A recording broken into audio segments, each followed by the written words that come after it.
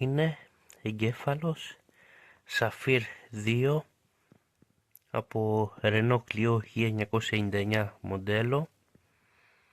Έχει βλάβη immobilizer, το αυτοκίνητο δεν παίρνει μπρος. Εδώ πέρα κάνουμε αναπαράσταση, το λαμπάκι το check που αναβοσβήνει έτσι μέσα στο καντράν και δεν παίρνει μπρος. Μετά την κατάρρευση immobilizer θα έρθουμε και θα επαληθεύσουμε εδώ πέρα και το λαμπάκι δεν θα αναβοσβήνει έτσι, αλλά θα μένει σταθερά αναμένο, οπότε σημαίνει το immobilizer θα έχει απενεργοποιηθεί και το εγκέφαλο θα είναι έτοιμος να πάρει μπρος το αυτοκίνητο. Πάμε να κάνουμε τη διαδικασία και έπρεπε να το επαληθεύσουμε. Ο εγκέφαλος είναι έτοιμος ξεκλειδωμένος. Το επαλήθευσα. Πάμε να το δούμε πάλι.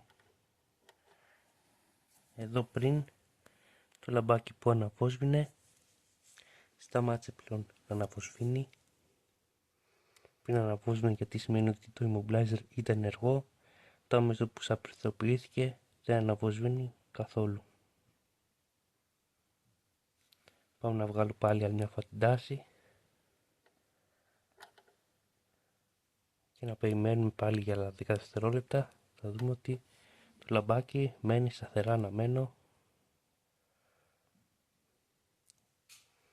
Δεν αναβοσβήνει και το immobilizer καταργήθηκε σε αυτόν τον Sagem Saphir 2 εγκέφαλο που το συναντάμε στα Renault Clio, Twingo, Megane και αρκετές άλλες μάρκες.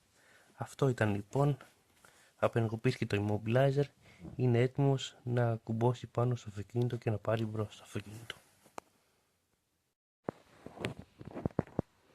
Έτοιμος ο εγκέφαλος, ξεκλειδωμένος, το λαμπάκι μένει σταθερό, το immobilizer καταργημένο, έτοιμος να κουμπώσει πάνω στο αυτοκίνητο και να πάρει μπρος.